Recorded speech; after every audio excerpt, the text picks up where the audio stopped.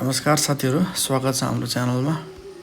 आजको भिडियोमा हामी हेर्नेछौँ नेप्सीमा बजारमा हाम्रो के भयो, किन यति धेरै झरेको छ र लास्टमा हाम्रो के अन्तिम झर्नुको मुख्य कारणहरू पनि म बताउने छु।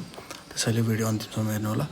आज नेप्सीमा लगभग -19.67 अङ्कले घटेर बजार 2601 मा बन्द भएको छ। मार्केटमा करिब 461 करोड बराबरको भोल्युम आएको छ र दिनभरि हेर्ने हो भने मार्केट रातो नै थियो।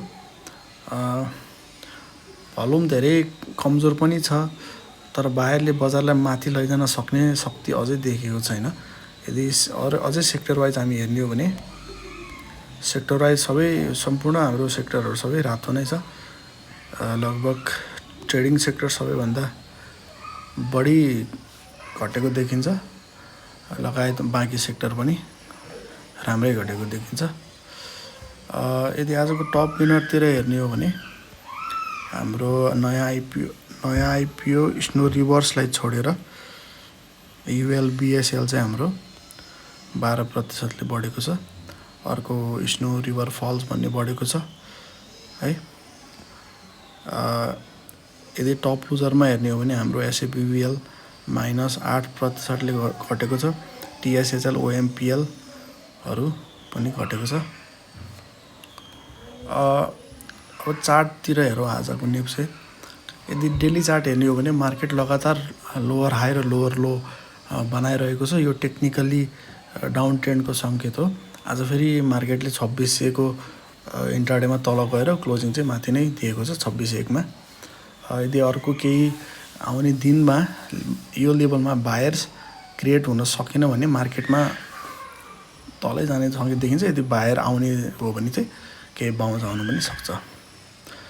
मार्केट 2600 ब्रेक गर्यो भने 2500 यो बिन्दु हाम्रो ब्रेक गर्यो भने 2570 सम्म 2570 को लेभलसम्म हाम्रो जान सक्ने सम्भावना छ, अथवा त्यसभन्दा तलसम्म पनि जान सक्ने सम्भावना रहन्छ। त्यसैले अहिलेको सबैभन्दा महत्त्वपूर्ण लेभल भनेकै 2600 लेभल हो है। अब भोल्युमको कुरा गरौँ। भोल्युमको कुरा गर्ने हो भने आज तपाईको 461 करोडको भोल्युम आएको छ। प्राइस घटिरहेको छ र भोल्युम भने धेरै बढेको पनि छैन, ठिकै एभरेज लेभलमा आएको छ, हिजो अस्तिकै लेभलमा। यसको अर्थ प्यानिक सेलिङ पनि छैन, तर यदि बायर क्रिएट हुन सकेन भने चाहिँ अलिकति नराम्रै हुनेछ। यही कारणले मार्केट साइडवेज अथवा बियरिस मोमेन्टममा देखिएको छ बायर क्रिएट नहुन्जेलसम्म। अहिले धेरै इन्भेस्टरहरू डराइरहेको छन्, किनकि केही महिनादेखि मार्केट लगातार कमजोर देखिएको छ। तर एउटा कुरा के सम्झिनुपर्छ भने मार्केट सधैँ स्ट्रेट लाइनमा माथि जाँदैन। जहिले पनि जाँदा पनि घट्दा पनि हायर हाई हायर लो हुँदै बढिरहेको हुन्छ र घट्दा पनि लोअर लो लोअर हाई लोअर लो हुँदै घटिरहेको हुन्छ। स्ट्रेट लाइनमा कहिले पनि हुँदैन है। करेक्सन पनि मार्केटमा आउँछ, यो प्राकृतिक हो, यसमा कुनै पनि डराउनु पर्ने छैन। र अब के गर्ने भन्ने कुरो पनि हो। यसमा अब इमोसनली स्ट्रङ भएर हामीले निर्णय लिनुपर्ने हुन्छ। बाई गरे पनि सेल गरे पनि रिस्क म्यानेजमा पनि ध्यान दिनुपर्ने हुन्छ। यदि तपाईँ लङ टर्म इन्भेस्टर हो भने है, अब कुरा आउँछ के गर्ने भन्ने कुरो। यदि तपाईँ लङ टर्म इन्भेस्टर हो भने चाहिँ स्ट्रङ फन्डामेन्टल कम्पनीहरू तपाईँहरूले हेर्न सक्नुहुन्छ, वाच लिस्टमा राख्न सक्नुहुन्छ। तर एकैचोटि सबै पैसा इन्भेस्ट गर्नुभन्दा स्टेप बाई स्टेप होइन, एकुमुलेसन तपाईँले बाइङ गर्न सक्नुहुन्छ। अथवा तपाईँ यदि सर्ट टर्म ट्रेडर हुनुहुन्छ भने 2600 को यो जुन लेभल छ हाम्रो, यो लेभलमा त तपाईँले अलिकति वाच गर्नुपर्ने हुन्छ मार्केट। यदि बायर क्रिएट हुन सक्यो भने एउटा मुभमेन्ट आउन सक्छ। यदि बायर क्रिएट नभएर अझै सेलिङ प्रेसर बढ्यो भने यहाँबाट मैले भनिहालेँ, यहाँबाट अझै तल तपाईँको जान सक्छ यो लेभलमा है, यो लेभलको तल।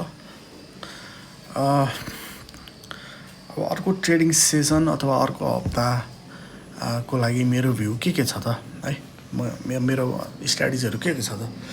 यदि मार्केटले 2600 माथि टिकेर बायर देखायो भने है, यदि मार्केटले 2600 माथि टेकेर बायर ग्रेड देखायो भने सर्ट टर्म एउटा र्याली आउन सक्छ। तर यदि सेलिङ प्रेसर बढ्यो भने मार्केट अझै केही दिन कमजोर रहन सक्छ है। त्यसैले अहिले पेसेन्स नै सबैभन्दा ठुलो कुरो हो। सो त्यति धेरै आत्तिनु पनि पर्दैन। अहिले हामी मार्केट वाच नै गरौँ। र तपाईँले अब आउने दिनहरूमा हाम्रो जुलाईको लास्टतिरसम्म एकचोटि एउटा बाउन्स आउँछ कि भन्ने मेरो एक्सपेक्टेसन पनि छ है। र त्यही हो, इमोसनली स्ट्रङ हुनु होला। मार्केटमा अप एन्ड डाउन भइहाल्छ।